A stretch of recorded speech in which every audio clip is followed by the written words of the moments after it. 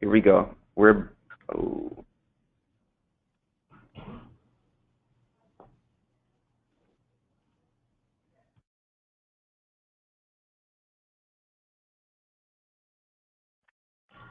Hello, welcome to today's webinar. We are joined by Dr. Lisa Newman.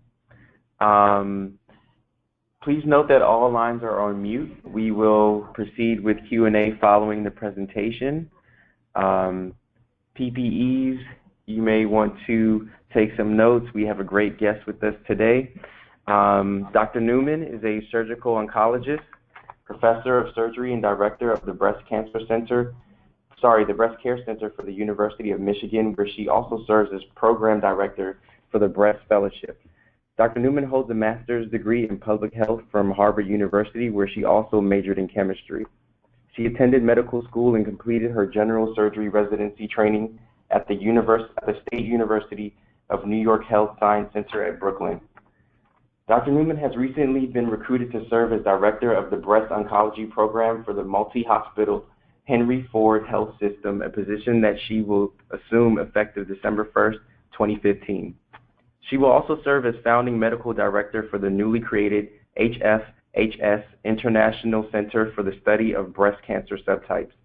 Dr. Newman's primary research has focused on ethnicity-related variation in breast cancer risk and outcome and evaluation and management of high-risk patients, and broaden applications for induction chemotherapy and special surgical techniques such as the skin-sparing mastectomy and lymphatic mapping sentinel lymph node biopsy.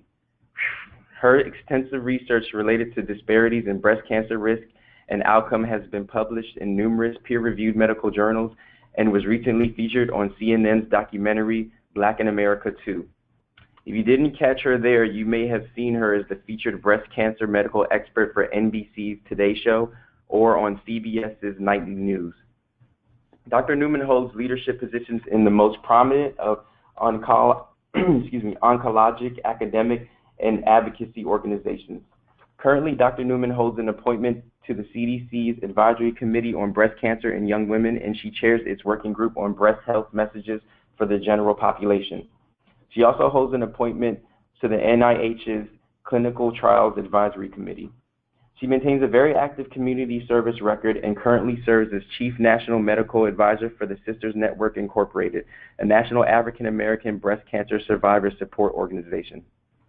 As you can tell by now, highlighting Dr. Newman's great work would be a webinar unto itself. So without further ado, please welcome Dr. Lisa Newman.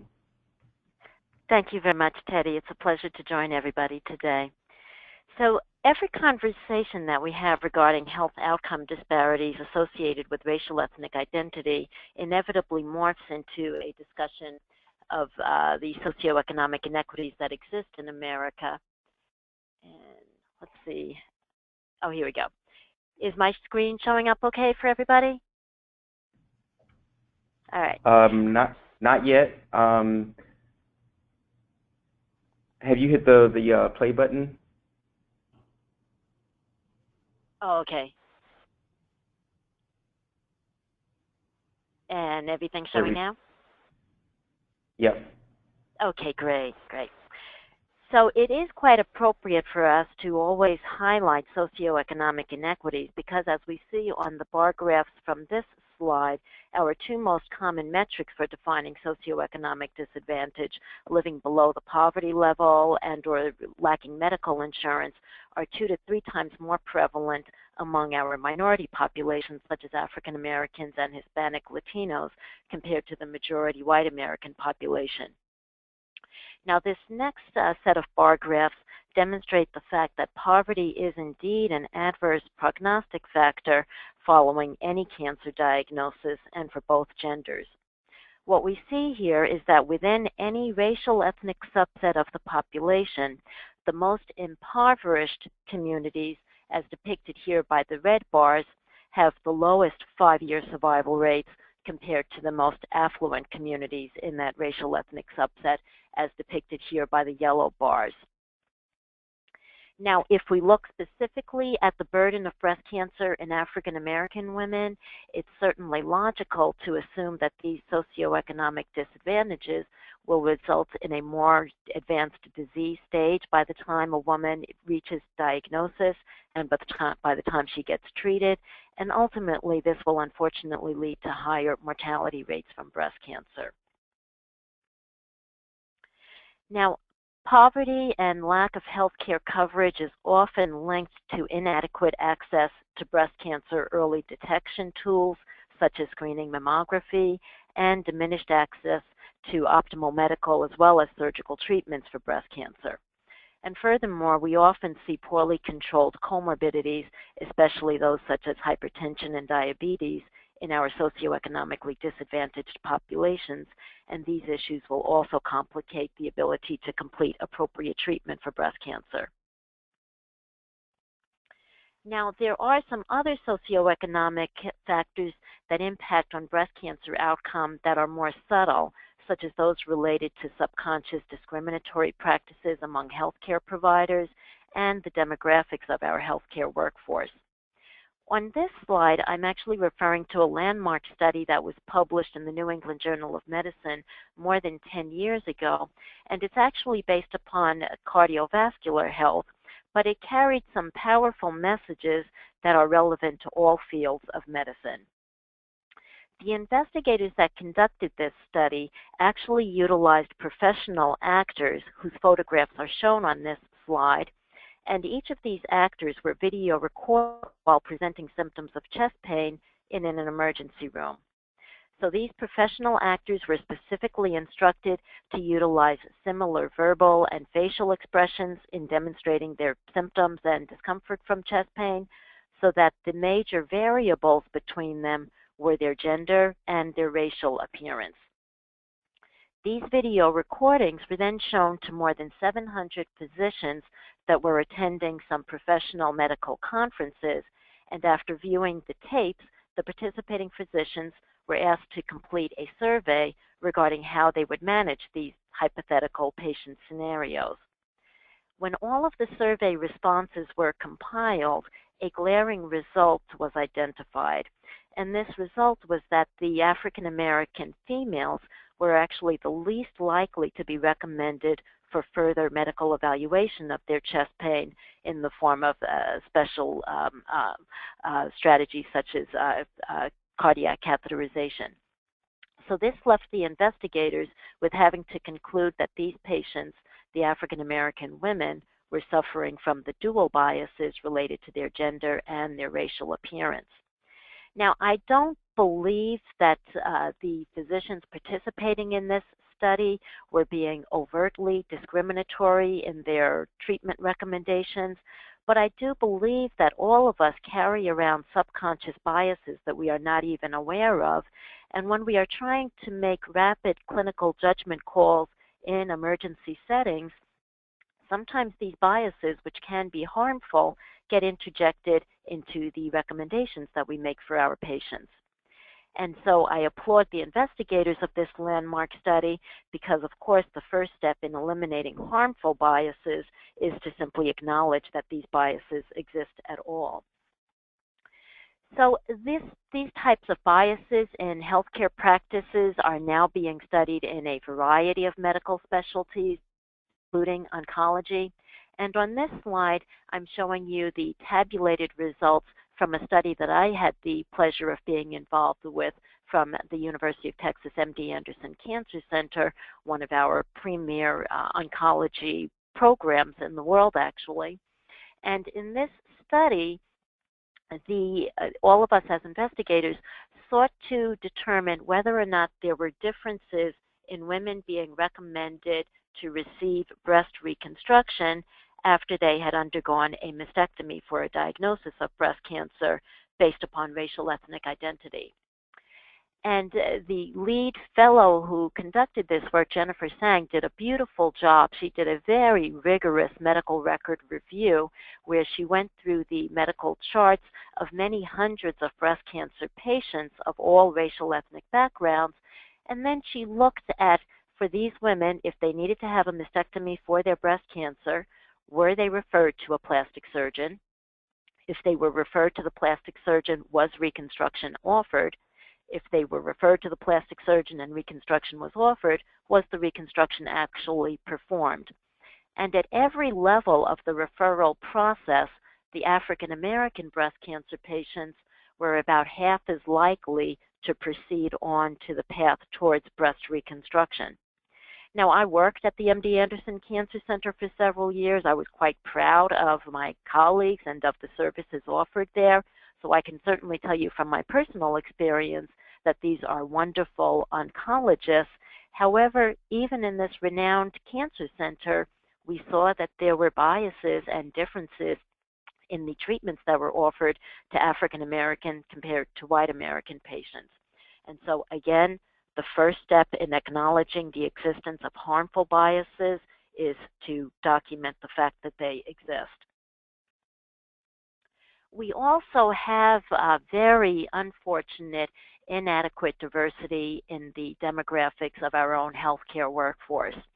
And these bar graphs are simply demonstrating the fact that African Americans and Hispanic Latino Americans are woefully underrepresented among the physician workforce, the surgical workforce, and the workforce of cancer oncology clinical trials groups, such as the American College of Surgeons Oncology Group, where you see that minority physicians account for 2 to 3% of the healthcare workforce, compared to 12 to 13% of their representation in the general population. So correcting these types of problems with the diversity of our healthcare workforce is certainly important, and it will take many years of aggressive mentorship to fix this pipeline issue. And I'm definitely not somebody that goes around recommending that every patient be matched by racial, ethnic identity and gender to their physician. But I do definitely believe that our patients will have more confidence and trust in the healthcare system if they see a healthcare workforce that more accurately reflects the demographics of their own neighborhoods. Now, many of my mentees continue to express ambivalence and concern about pursuing a healthcare profession as a career because they are worried about discriminatory practices and they are worried about simply difficulties in navigating the ability to be promoted in the healthcare workforce. And this is where I like to quote for them a beautifully placed quote by Dr. Charles Drew, who's really a grandfather of African Americans in academic surgery. And Charles Drew was chairman of the Department of Surgery at Howard University for many years and a pioneer transfusion researcher. And he stated that excellence of performance will transcend artificial barriers created by man. So this is a very, very important message for our young people to take with them as they pursue their educational opportunities. Yes, there will be discriminatory practices out there, and yes, there will be biases from your colleagues out there, but you have to simply keep your eye on the prize and remember that it is indeed worthwhile for our communities for us to stay the course and continue to get more African Americans and more Latino Hispanic Americans through that pipeline and in the healthcare professions. So since there are indeed so many well-documented socioeconomic factors that can explain disparities in breast cancer related to racial ethnic identity, it's certainly appropriate to ask the question of why we would bother investing these hard-to-come-by dollars in healthcare in research to study race and ethnicity-associated variation in tumor biology and in the pathogenesis of breast cancer. So here I think it is useful to look at some data that I and my colleagues from the Harvard School of Public Health were able to generate.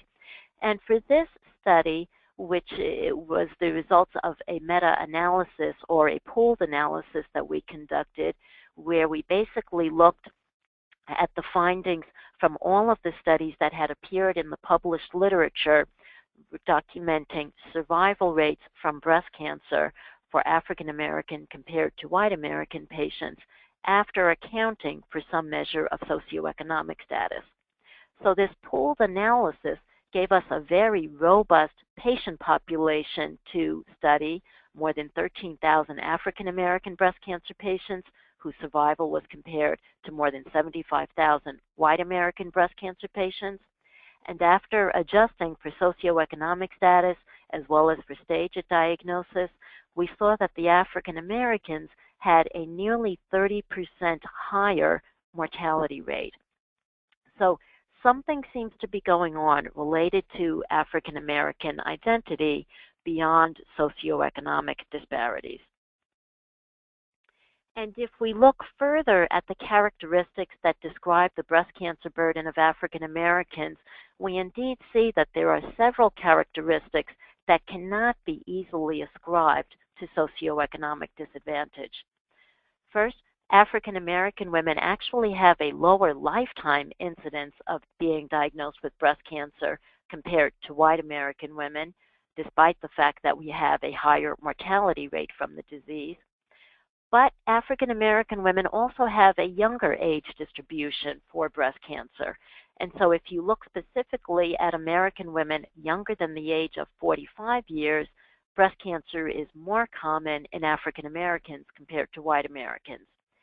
And African American women have a higher frequency of adverse tumor features, which we will talk about in more detail over the next several slides. We have a higher frequency of tumors that we describe as being estrogen receptor negative and tumors that we describe as being triple negative. And both of these features indicate biologically more aggressive breast cancers. There is also a very poorly understood higher incidence of male breast cancer in the African American community. Now, male breast cancer is obviously very unusual, but again, the incidence of male breast cancer is higher for African Americans compared to white American men. Now, these bar graphs are depicting in a very simple fashion the patterns of breast cancer incidence and mortality that we have seen over the past several decades for African Americans compared to white Americans. Now, the incidence rates are depicted by the top two curves. And this top curve is the population-based incidence rate of breast cancer for white American women. And we see that over the decades, the population-based incidence rates for breast cancer for African American women has always been lower than that for white Americans. It's a different pattern, however, when we look at the mortality curves. For breast cancer mortality, these rates were actually identical for African Americans and white Americans.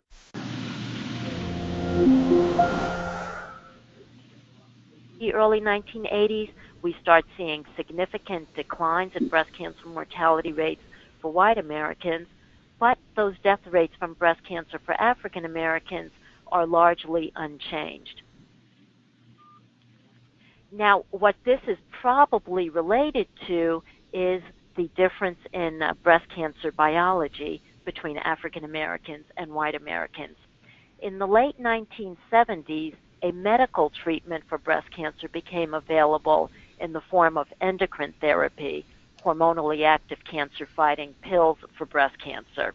And the impact of these powerful endocrine therapies on breast cancer mortality rates therefore became apparent after the 1980s.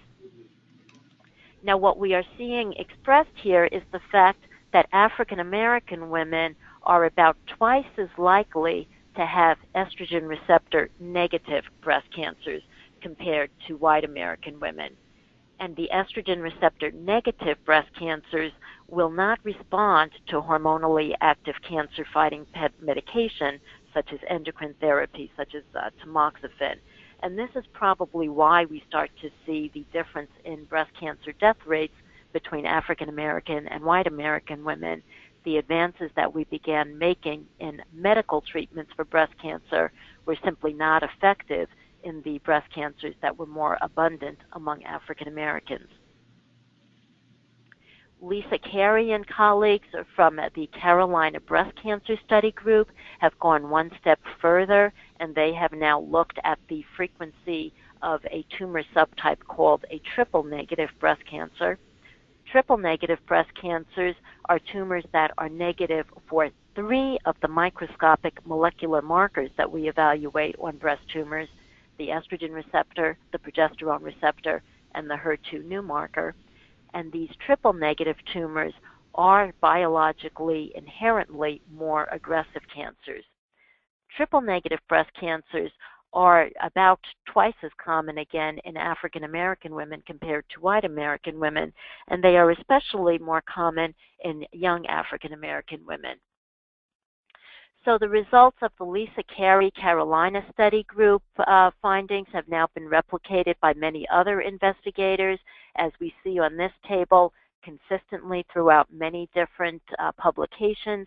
The frequency of the biologically aggressive triple negative breast cancers is about 2-fold higher for African American compared to white American patients. And also, interestingly, this study at the very bottom of this table is showing the frequency of triple negative breast cancer among men with breast cancer, but again demonstrating that triple negative breast cancers are more common among African American men with breast cancer compared to white American men with breast cancer. So at the bottom of this slide, I'm showing you what it means to have a triple negative breast cancer. We identify triple negative breast cancer by applying special stains to the biopsy material of a breast tumor. The triple positive breast cancers are the cancers that take up these stains nicely, and so at the top we see a cancer that is positive for the estrogen receptor, the progesterone receptor, and the HER2/neu marker. At the bottom we have a triple negative breast cancer that does not express any of those stains. So a triple negative tumor is something that has to be evaluated with a microscopic pathology report. It is not something that we can identify by looking at a woman's mammogram. It's not something that we can identify on physical examination of the breast, and it's not even something that we can identify when we are looking at a tumor surgically in the operating room. The clinical relevance of having a triple negative breast cancer, again, is related to the fact that these are biologically inherently more aggressive tumors. They are more likely to metastasize to other parts of the body and to cause breast cancer mortality. And the medical treatments that we have available for breast cancer in terms of targeted therapy targets those 3 markers that the triple negative breast cancers fail to express. And so women diagnosed with triple negative breast cancers are more likely to need chemotherapy for treatment of their disease because they cannot receive targeted therapy. Now, this issue of African American women being more likely to be diagnosed with biologically aggressive patterns of breast cancer does have an impact on mammography screening recommendations. Many of you in the audience may have heard about a lot of the controversy regarding the age at which a woman should begin her mammogram screening to detect a hidden breast cancer. And for many, many decades, we routinely would recommend that all American women begin an annual mammogram evaluation starting at age 40. The United States Preventive Services Task Force issued an updated screening recommendation in late 2009 where they recommended against starting mammograms in the 40s age range and recommended that American women begin their mammograms at age 50. Well, unfortunately, the task force never even discussed the impact that these mammography screening guidelines might have on disparities in breast cancer. And here I'd like to point out some data from a study that we conducted based upon the California Cancer Registry, where we showed population-based incidence rates of triple-negative breast cancer are notably higher for African American compared to white American women in all of these different age categories. And actually, for women in their 40s, the incidence rate of triple-negative breast cancer in African American women is higher than the rates of these biologically aggressive tumors in white American women in their 50s. So if African American women adhere to the task force guidelines and delay screening mammography until they reach age 50, we are likely to significantly worsen the disparities that already exist in terms of survival rates between African American and white American breast cancer patients, because we will be delaying the diagnosis of these biologically aggressive tumors in young African American women. Now, these data regarding the population-based incidence rates of triple-negative breast cancer have now been replicated on a national basis, and in the recent annual report to the nation on the status of cancer, breast cancer subtypes were featured.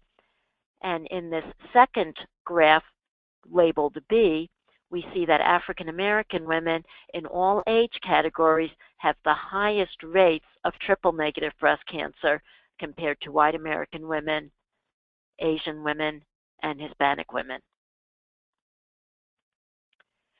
The characteristics that describe breast cancer in women with African ancestry, African American women, are the same features that describe the breast cancer burden of women with known hereditary susceptibility for breast cancer because they have mutations in the BRCA1 gene. Those features being the younger age distribution, the higher frequency of biologically aggressive cancers such as triple-negative cancers, and the higher risk of male breast cancer. So these common features then beg the question of whether or not African ancestry might be associated with some heritable marker for high-risk breast cancer subtypes. And studying the patterns of breast cancer in Africa, where we have shared ancestry with African Americans, may actually give us a unique opportunity to learn more about the etiology of breast cancer disparities and to understand the pathogenesis of triple-negative tumors. And so I've had the pleasure over the last 10 years of partnering with the physicians at the Comfort-Nochi Teaching Hospital in Kumasi, Ghana, to characterize the breast cancer burden of women from Ghana, which is indeed a country of Western Sub-Saharan Africa, where we have shared ancestry because of the patterns of the slave trade from more than 400 years ago. What we see in looking at several hundred women representing white Americans and African American breast cancer patients from the Henry Ford Hospital in Detroit, Michigan, compared to the Ghanaian African breast cancers, is that there is the very young average age of breast cancer diagnosis among Ghanaians, the eldest average age of breast cancer diagnosis in white Americans, and intermediate age at diagnosis in African Americans. The biologically aggressive triple-negative breast cancers account for the majority of breast cancers in Ghanaian women, the lowest frequency at 15–16% in white Americans, which is similar to what we see in Europe, and they account for an intermediate frequency of 26% in African Americans.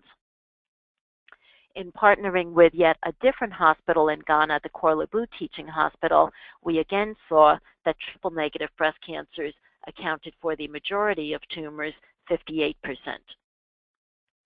And so if you link together the studies from my group as well as others that have looked at the breast cancer burden of Western Sub-Saharan Africa, you consistently see these patterns.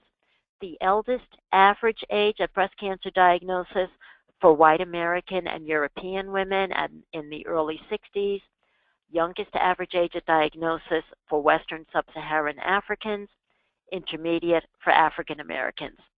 Now, of course, the average life expectancy is lower overall for Africans, and so this will impact on the average age at breast cancer diagnosis, but mid-40s is an especially young age at breast cancer diagnosis for any population. In terms of frequency of male breast cancer, this is highest in Western Sub-Saharan Africa, lowest for white Americans and European Americans, and intermediate again for African Americans. Again, these same stepwise patterns when we look at frequency of triple-negative breast cancers, high-grade tumors, and estrogen receptor-negative tumors. And so if there is something associated with African ancestry that predisposes for certain patterns of breast cancer, you would expect to see it most strongly expressed in contemporary African populations. You would see it expressed to an intermediate extent in African Americans because of the 4 centuries of admixture that we've experienced genetically. but you will see it expressed to some extent in women around the globe because Africa remains the founder population for all of humankind. So we've now gone on to study other markers of breast cancer pathogenesis and virulence, such as the mammary stem cell marker, ALDH1. Stem cells are important in breast cancer because this is the particular population of tumor cells that is responsible for the malignant metastatic potential of the tumor. And in looking at this mammary stem cell marker, ALDH1, we've seen that this marker is expressed to the highest extent in Ghanaian cancers, to an intermediate extent in the African American tumors that we've evaluated, and similarly low extent in white Americans and European cancers. Interestingly, we did also see that there was elevated expression of this marker in benign tissue from Ghanaian women as well. We've also gone on to create a library of patient-derived xenografts, which involves us taking fresh tumor tissue from patients that we are operating on to treat their breast cancers in Ghana, and we take portions of these samples that we then implant into special laboratory immunocompromised mice, and then we are able to grow these tumors so that we have a renewable supply of these tumors as the different generations of mice pass, so that we can study tumor biology and novel treatments in mice before we study these treatments in humans. Now, the ultimate goal of these types of international breast cancer research partnerships, of course, has been to study more about breast cancer biology, but there are many other extremely gratifying gains from these types of partnerships. We are able to invest in the healthcare of medically underserved populations around the globe, and we forge some very powerful friendships and exciting opportunities for cultural and academic exchange programs. So this international registry has now expanded to where we are working in 3 different hospitals in Ghana, the Sunyani Teaching Hospital and the Tamale Teaching Hospital, in addition to the Komfenochi Teaching Hospital. And we are also partnering with the St. Paul's Millennium Hospital in Addis Ababa, Ethiopia. And we are about to start looking at specimens from a hospital in New Delhi and yet another one in China. Here in the United States, we are very, very excited about our ability to study African American breast cancers by recruiting women from the Sisters Network Incorporated. The Sisters Network Incorporated is a national organization of African American breast cancer survivors and survivor advocates, consisting of more than 3,000 patients across 22 states in the United States. And these women have been absolutely phenomenal about embracing our research and trying to learn more about the genetics of breast cancer related to African ancestry. So here I want to just show you a few slides, photographs of the facilities in Ghana, simply so that you can get an idea of the really heartbreakingly few resources that are available in these institutions, much, much less than we have available in nearly any hospital in the United States, even though obviously we do have tremendous disparities that exist across healthcare institutions in the United States as well. So this is the preoperative area. It's simply a hallway. The patients, as you can see, don't have any sheets on their stretchers. The medical records, if we have them at all, are held in cardboard boxes. The recovery room, similarly, is lacking in sheets for the stretchers. This is our pre-op pseudo-sterile scrub sink where we prep for surgery. If there is a power outage or if the running water is problematic at the end of the day, the nurses rinse our hands off after we have scrubbed them with water that is, I have to just call it pseudo-sterile, that they pour on us from these buckets that actually look like trash basins. But you have to make do with the best resources available to you in order to deliver care for your patient population. And so our research partnership has been a very exciting opportunity to invest into the healthcare of systems such as the Comfort Teaching Hospital and the other facility where we've had the honor of being able to work. We are able to not only donate surgical and pathology supplies for the breast cancer program, but we are able to help out in other areas of the hospital. The pediatrics unit at the Comfort Teaching Hospital actually has a school there, and we are able to donate educational supplies and toys to the kids in the pediatrics unit, which is always a highlight of every trip that we make to Ghana. We've been able to establish an immunohistochemistry program at the Comfort Teaching Hospital so that the pathology staff is able to generate their own reports of immunohistochemistry looking at the estrogen receptor, progesterone receptor, and HER2 new markers. And we have a weekly telemedicine conference where we interact with our colleagues at the Comfort Teaching Hospital on a weekly basis via telemedicine and web services. These are some photos of the wonderful group that we've worked with at the Tamale Teaching Hospital in Ghana. And these are some photos of the group that we work with in Ethiopia, the St. Paul's Millennium Hospital in Addis Ababa. And these are some photographs from some of the really exciting and fun breast education programs that we are able to conduct in partnership with the Sisters Network Incorporated here in Detroit. We have an annual event called the Sister Strut, where we are able to disseminate information about breast health awareness to thousands of African American women on a yearly basis. Some more photographs from some of the conferences of the Sisters Network. And whenever I talk about breast cancer disparities, I always like to close by showing these three different survival rates of 60%, 43%, and 20%. But these survival rates actually don't have anything to do with breast cancer. These are the survival rates for the first class, the second class, and the third class passengers of the Titanic. And it demonstrates that outcome from any health threat is going to be completely dependent on access to care. And so even though my research is based upon looking at the biology of breast cancer related to African ancestry, we have to address the fact that outcome is dependent on access to care, and it doesn't matter whether you're talking about access to the lifeboats, as the third-class passengers did not have access to the lifeboats on the Titanic, or if you're talking about access to a screening mammogram and a diagnosis of breast cancer. You will have a worse outcome if you do not have access to care. And finally, in closing, my favorite quote from the incredible Reverend Dr. Martin Luther King Jr., of all the forms of injustice, inequality in healthcare is the most shocking and inhumane. And so I thank you and bring you greetings from the University of Michigan Healthcare Center, but I also wanted to announce the very exciting transition that I am about to make, where I will be serving as director of the several hospitals in the Henry Ford Health System, representing the population of Southeast Michigan, and I will also have the pleasure of serving as founding medical director for the Henry Ford Health System International Center for the Study of Breast Cancer Subtypes, allowing me an opportunity to expand my international work. And so I thank everybody for their time and attention, and if Teddy says that we have a few minutes, I'm certainly happy to stay online for any questions that anybody might have.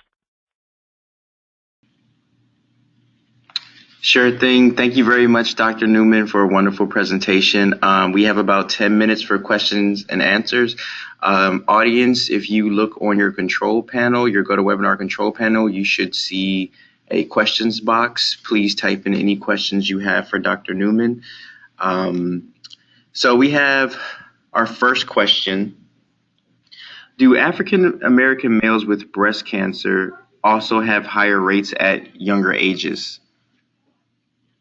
The age distribution from what we see thus far seems to be similar to white Americans, men with breast cancer, but there is the higher frequency of the biologically aggressive tumors.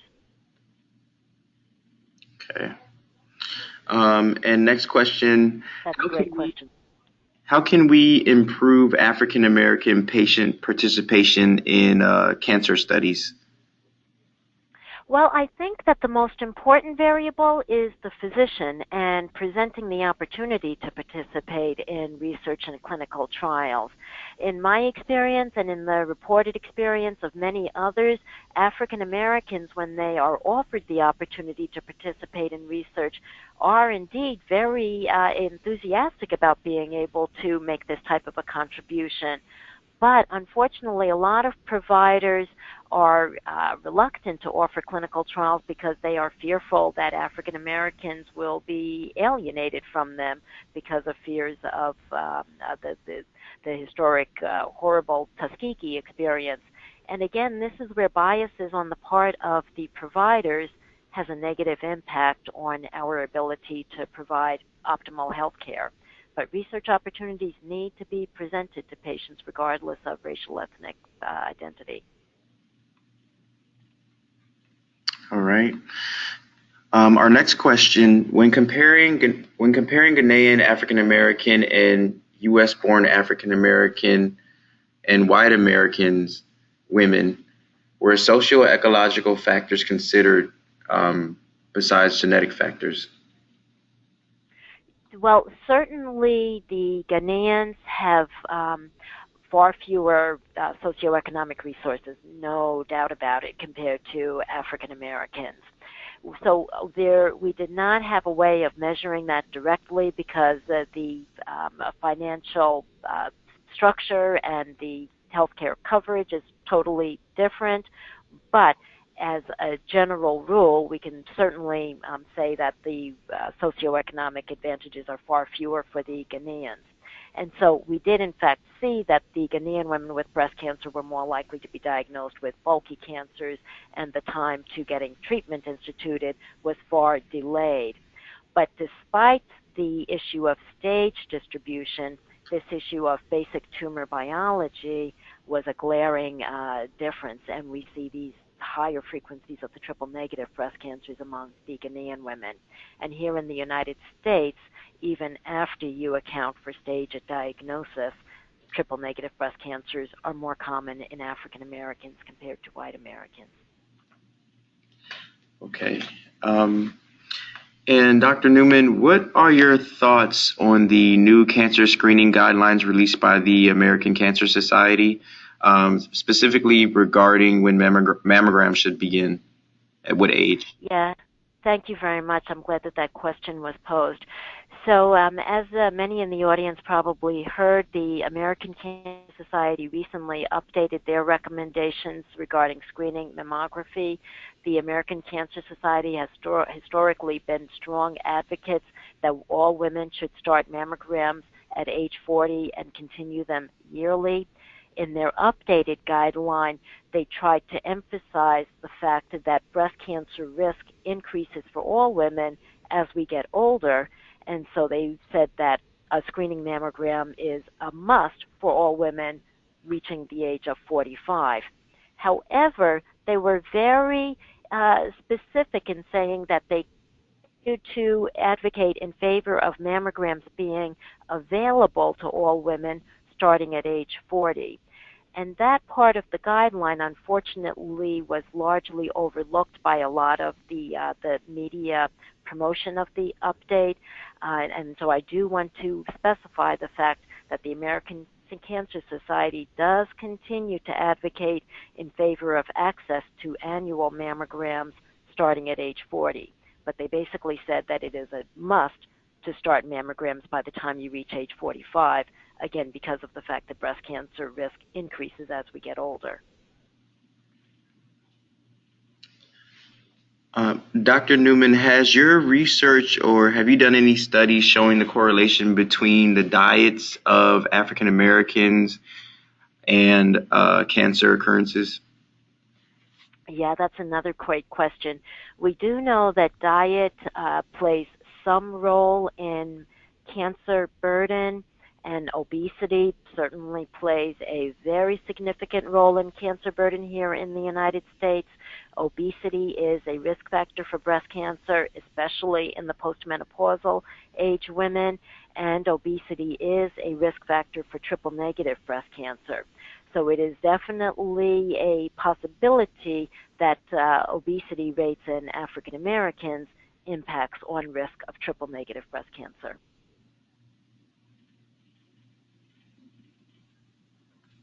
And we have a question about your work in Ghana. Are you working with any organizations in Ghana? The asker made a point to say that there is mistrust among Ghanaians and physicians. So are you working with organizations? The organized groups that I've had the pleasure of working with have been the medical groups, specifically the medical groups affiliated with the hospitals that I've been working in. The person that asked this question made a very, very valid point. There are ongoing barriers to the population in Ghana receiving appropriate health care for any number of medical conditions because of the reliance on herbalists and tribal type of medical care, and the health care institutions are working quite hard at trying to get patients to come to hospitals more promptly to receive conventional medical care rather than relying on herbalists for care. But this is an ongoing struggle. Okay, and sort of to that point, how do you assess the spirituality in African Americans? Does spiritual care support play any role in your research? It does not play a role in terms of anything that I am measuring or accounting for in my particular research, but it is extremely important. It is absolutely, absolutely extremely important. We used to say routinely that stress and attitude really did not play a role in a cancer diagnosis or a cancer outcome, but we are now learning that there are many areas where stress-related hormones and chemical imbalances overlap with the hormones and the substances that circulate related to cancer biology. Unfortunately, we are not sophisticated enough within our understanding of these imbalances to be able to manipulate them, but stress does play some role in cancer progression. Now, unfortunately, nobody knows the magic way to free ourselves of stress, but we do certainly want our cancer patients to avail themselves of all types of support networks so that they can minimize the amount of stress in their lives as they are going through cancer treatment. And spirituality is closely linked to the issue of stress. Having a strong spiritual background and faith network is very, very closely linked to one's attitude through cancer treatment. Thank you. Dr. Newman, do you have about 5 more minutes for more questions? Sure. Great. Okay. What do you believe is the reluctance towards reconstructive surgery among African American women? I think that a lot of the difference in utilization of breast reconstruction is related to presentation of the option. In groups where reconstruction is offered equally, reconstruction tends to be accepted by African Americans equally.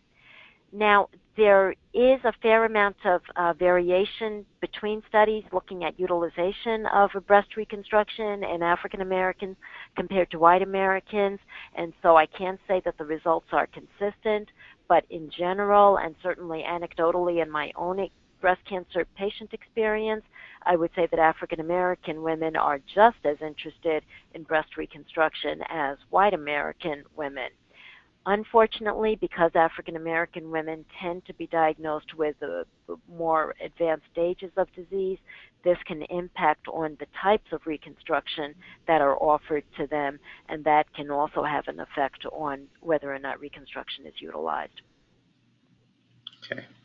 Have you studied if offering genetic testing to African Americans is different than Have you studied if offering genetic testing to African Americans is different for whites since triple negative breast cancer is more prevalent with African Americans? Are they being offered genetic testing? Yes, that's another great question. We are just over the last 10 years or so starting to generate stronger information regarding some of the genetic mutations that predispose for breast cancer in African Americans. And before that, there was absolutely underutilization of genetic testing in African Americans, and so we did not have a very clear understanding of the mutations that were more prevalent in the African American community. With some of the more aggressive testing that is being done, and as the questioner appropriately pointed out, triple negative breast cancer is a red flag for hereditary susceptibility for breast cancer, and so genetic testing should actually be offered more aggressively to African American women because of the higher frequency of triple negative breast cancer. But we are just now starting to see that there are some mutations in the BRCA1 and 2 genes that are indeed more common in women with African ancestry. Judith Hurley and her group in Florida have done some fabulous, groundbreaking work identifying founder mutations in some of these genes that are specifically associated with having African and Caribbean ancestry. And along those lines, have you looked at the rate of breast cancer or triple negative breast cancer occurrence in African women of the diaspora? If so, do you have a link to the study or information on that? Yes, so I'm so glad that this question was asked. As I noted, we recently have started a partnership with a hospital in Addis Ababa, Ethiopia. So we are hoping that our work in Ethiopia will provide us with some representative breast cancers of East African women. And presenting some of our really new novel data from this work at the Society of Surgical Oncology meeting in March of 2016, so I can't go into great detail regarding these findings, but I can say that the patterns seem to be a little bit different for the East African, the Ethiopian women that we've seen compared to the Western African Ghanaian women. And if you look at the patterns of slave trade, it makes sense that we might see different patterns here because the slave trade from West Africa came to the Americas. The slave trade from East Africa largely went to Asian countries. And so most of the shared ancestry that we have for African Americans is with Western Africa. So it does make sense that we might see similarities between the breast cancer burden of African Americans and Western Africans, but the patterns in East Africa may well be different. Two-part question. Do you have any additional information on triple negative breast cancer among Latinos? And have you done research in African American survivors of triple negative breast cancer? So regarding the first question, it's also a great one regarding the breast cancer burden of Hispanic Americans and Latinas. And I personally have not been involved with that work, but in looking at the literature that's out there, I see tremendous variation because there is so much heterogeneity in the Hispanic Latina population. Many Hispanic Americans identify as Hispanic Americans when they have Spanish European background, or they may identify as Hispanic Americans because they have Mexican or Central American, South American backgrounds. Some of them have a fair amount of African ancestry as well. So there's tremendous heterogeneity and difficult to cleanly define ancestry by geographic definitions related to that one global descriptor of Hispanic American. And the other question, I'm sorry? And the second question was, have you done research in African American survivors of triple negative breast cancer? Oh, yeah.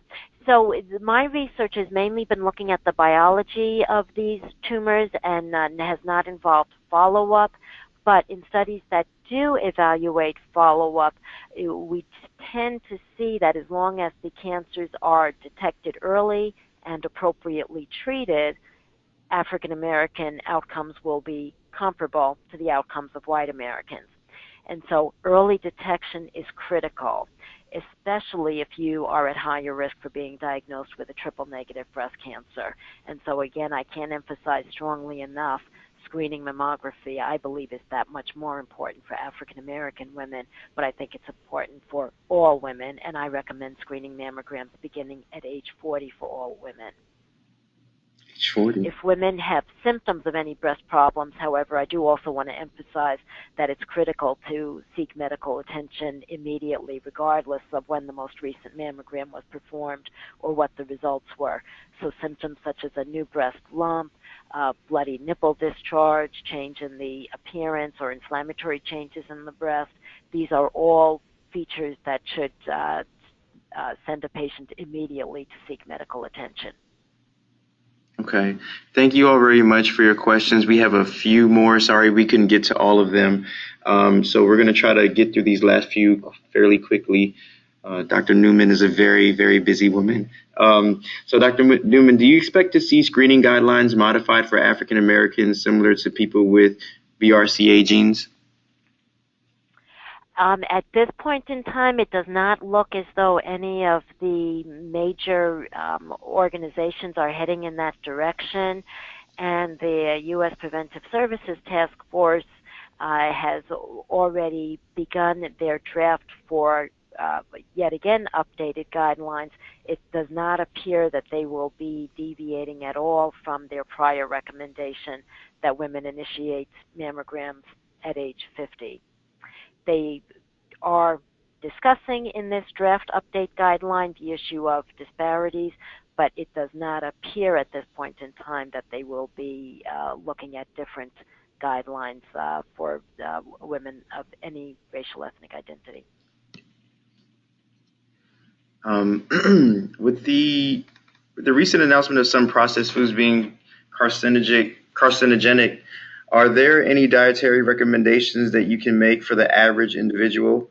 Also, would you happen to know if alternative therapies such as acupuncture can be a cancer preventative measure? Yes, those are great questions. So we definitely know that obesity is a risk factor for postmenopausal breast cancer, and it's a risk factor for triple-negative breast cancer. So in terms of diet, the most important message is moderation in everything, and try to the greatest extent possible to follow a well-balanced diet that is relatively low in fat, and to have a lifestyle that includes a lot of exercise and activity. Acupuncture has been found to be very valuable in many studies in terms of controlling pain and adverse effects from cancer treatment. I am not aware of any data showing that acupuncture can prevent breast cancer. And are there populations that show low to non-existing triple-negative breast cancer diagnoses? I'm sorry, populations that do not have any risk of triple-negative breast cancer? Right, that show low Was to that non-existent diagnoses of triple-negative breast cancer. No, I am not aware of any populations that have a zero risk of triple-negative breast cancer. And finally, have you performed any studies on dense breast tissue in minority groups compared to white Americans? And do you recommend the same, procedure for those with dense breasts? Yeah, this is another great question. And as the questioner probably is already aware, many states have enacted legislation where mammographers are mandated to specifically report to patients if they see that there is a significant amount of density on the mammogram. Breast density, very thick tissue on a mammogram, can make the mammogram a bit more challenging to interpret because the densities that we look for associated with cancer can be obscured by breast density.